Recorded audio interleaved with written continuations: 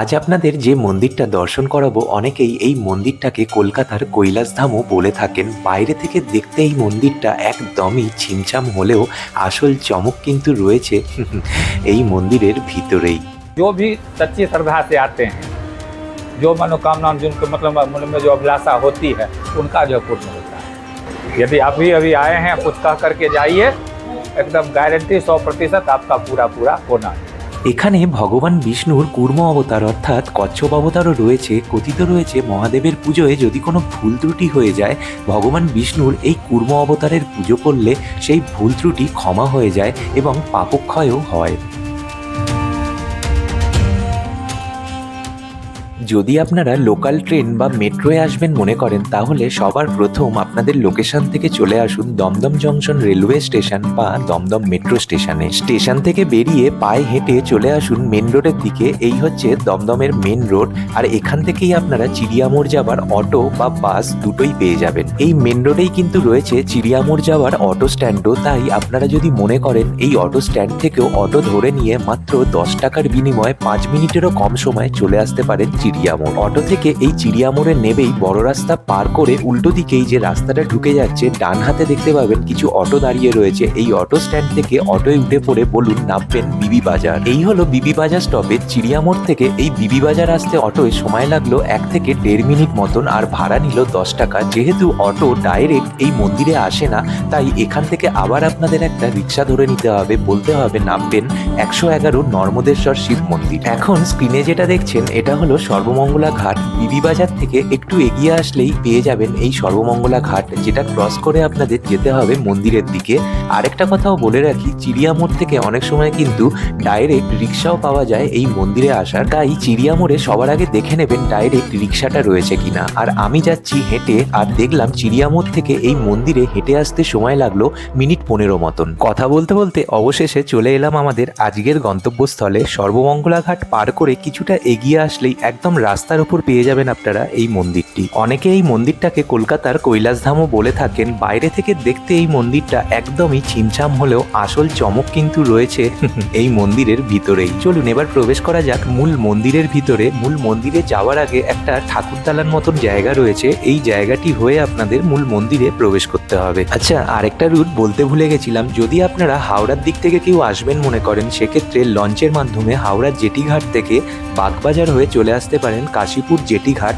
এই মন্দিরের ঠিক পাশেই রয়েছে কাশীপুর জেটিঘাট। এই রুটটাও আপনারা ব্যবহার করতে পারেন যদি আপনাদের এটা সুবিধাজনক বলে মনে হয়। প্রবেশ করলাম মূল মন্দিরে। মূল মন্দিরে প্রবেশ করেই একটা খুব সুন্দর জগদ্ধাত্রী মায়ের মন্দির চোখে পড়বে। মায়ের এই মন্দিরটি মূল মন্দির প্রতিষ্ঠার বেশ পরেই তৈরি করা হয়। এই মন্দিরের ঠিক পাশেই যে শিবলিঙ্গটি দেখতে পাবেন, ইনি হলেন বাবা ভূতনাথ। এই মন্দির প্রতিষ্ঠার সময়কাল থেকেই এখানে বাবা পূজিত হয়ে আসছেন। ইনি হলেন এই মন্দিরের আদি দেবতা। বাকি যে মন্দিরগুলো এখন দেখতে পাচ্ছেন এগুলো অনেক পরে তৈরি করা হয়। আর ঠিক এর ওপরেই রয়েছে শিব পার্বতীর একটি খুব সুন্দর মূর্তি, যা আপনারা এখন স্ক্রিনে দেখতে পাচ্ছেন। এই মন্দিরের ঠিক পাশেই কিন্তু সারিবদ্ধভাবে প্রতিষ্ঠিত রয়েছে 111টি শিবলিঙ্গ। কলকাতার এটি একমাত্র মন্দির যেখানে একসাথে 111টি শিবলিঙ্গের পুজো করা হয়। এখানে বিশেষত শিবরাত্রি ও নাগপঞ্চমীর দিন ভক্তদের ভিড় সত্যি চোখে পড়ার মতন থাকে। এছাড়া এখানে শ্রাবণ মাসের প্রতি সোমবার ও বাবার প্রত্যেকটি বিশেষ দিনের পুজো খুবই ধুমধাম সহকারে পালন করা হয়ে থাকে। শ্বেত শুভ্র ও কৃষ্ণবর্ণের নন্দী মহারাজের ঠিক সামনে যে বড় শিবলিঙ্গটি এখন আপনারা দেখতে পাচ্ছেন,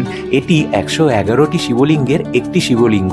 বাকি 110টি শিবলিঙ্গ ঠিক এর পাশেই 5টি সারিতে সারিবদ্ধভাবে প্রতিষ্ঠিত রয়েছে। এবার আপনাদের কলকাতার বুকে কিভাবে এই 111টি শিবলিঙ্গের প্রতিষ্ঠা হলো তার ইতিহাসটা একটু জানাই। আজ থেকে প্রায় 36 বছর আগে অর্থাৎ 1988 সালে এখানে এই মন্দিরটি প্রতিষ্ঠা করা হয়। তখন এখানে একমাত্র পূজ্য দেবতা ছিলেন বাবা ভূতনাথ। যে শিবলিঙ্গটি একটু আগে আপনাদেরকে দেখালাম, তখন কিন্তু এই মন্দিরটা আকারে এতটাও বড় ছিল না এবং 111 শিবলিঙ্গ বা অন্যান্য যে মন্দিরগুলো আজকে দেখছেন সেগুলোও কিন্তু তখনও প্রতিষ্ঠা হয়নি। এলাহাবাদের একজন সাধক শ্রী পরমানন্দ মহারাজজি, যাঁর এই কলকাতা মহানগরীতেও অনেক শিষ্য ছিল এবং সেই সূত্রে ওনার কলকাতাতে আসা যাওয়াও ছিল। 1998 সালে মধ্যপ্রদেশের নর্মদা নদীর তীরে প্রাকৃতিকভাবে তৈরি তৈরি হওয়া 111টি শিবলিঙ্গ উনি কলকাতায় নিয়ে আসেন এবং গঙ্গার ধারের এই জায়গাটি দেখে ওনার এতটাই পছন্দ হয় যে এখানেই উনি ভিত পুজো করে বিশাল যজ্ঞের মাধ্যমে এই 111 শিবলিঙ্গের প্রাণ প্রতিষ্ঠা করেন।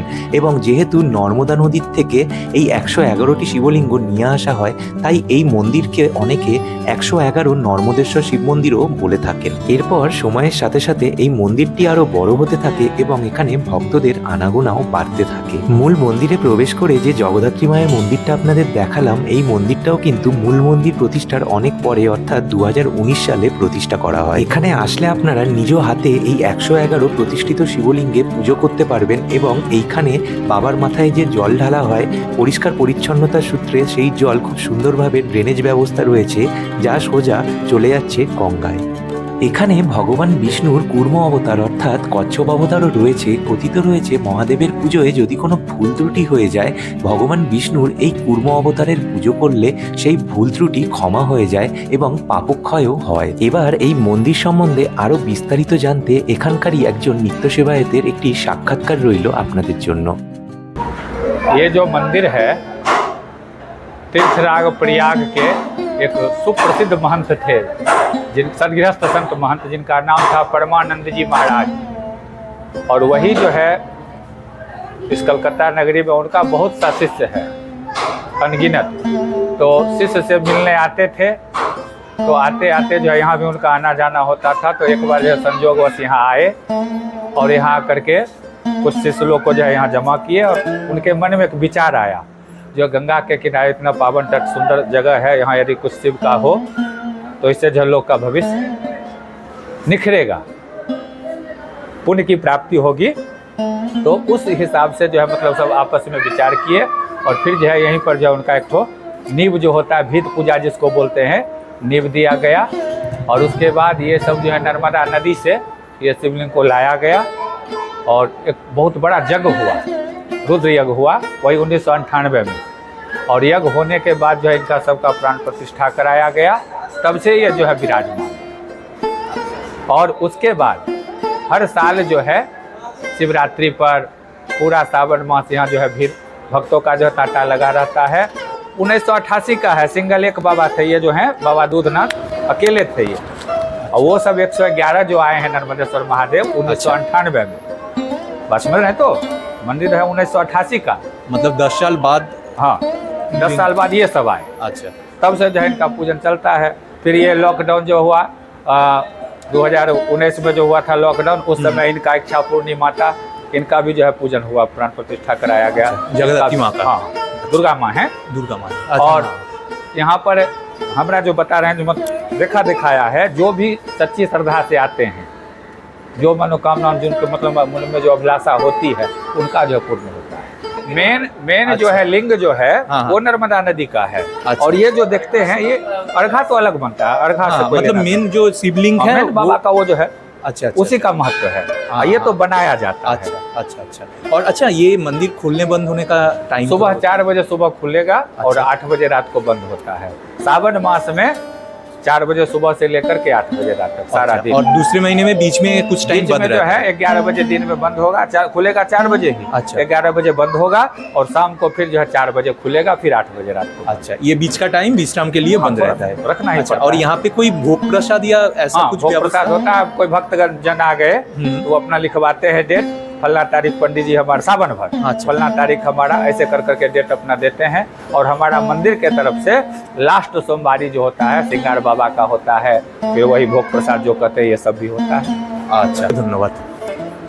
মূল মন্দির দর্শন হয়ে গেলে মূল মন্দির থেকে বাইরে বেরিয়ে এসে ঠাকুর দালান দিয়ে বাঁদিকে একটুখানি এগিয়ে গেলেই দেখতে পাবেন রয়েছে একটি হনুমানজির মন্দির। হনুমানজির মন্দির দর্শন হয়ে গেলে বাঁদিক বরাবর বাইরের দিকে চলে আসলেই পেয়ে যাবেন আরেকটি মন্দির, সাই বাবার মন্দির। আর এই সাই বাবা মন্দিরের ঠিক পিছন দিকেই যে গঙ্গার ঘাটটি এখন আপনারা দেখছেন, এটি হলো রানী দেবেন্দ্রবালা ঘাট। খুবই পরিচিত প্রাচীন একটি ঘাট এটি। আর এই গঙ্গার ঠিক ধারেই অবস্থিত রয়েছে 111 নর্মদেশ্বর এই শিব মন্দিরটি। আজকের ভিডিওটা তাহলে এখানেই শেষ করছি। আশা করছি এই ভিডিওর মাধ্যমে আপনাদের এই মন্দিরের যাবতীয় তথ্য দিতে পেরেছি। তারপরেও যদি কিছু রয়ে গিয়ে থাকে তাহলে আপনারা অবশ্যই কমেন্ট করবেন। আপনাদের প্রত্যেকটা কমেন্টের রিপ্লাই করার চেষ্টা করব আমি। আর ফিরছি খুব তাড়াতাড়ি নতুন কোনো ভিডিও নিয়ে। টিল দেন প্রত্যেকে খুব ভালো থাকবেন, সুস্থ থাকবেন। আর আরজিকর কাণ্ডে নৃশংসভাবে খুন হওয়া আমাদের প্রত্যেকের বোন তিলোত্তমার অপরাধীদের যতদিন না দৃষ্টান্তমূলক শাস্তি দেখতে পাচ্ছি, আমাদের এই প্রতিবাদ জারি থাকবে। We want justice.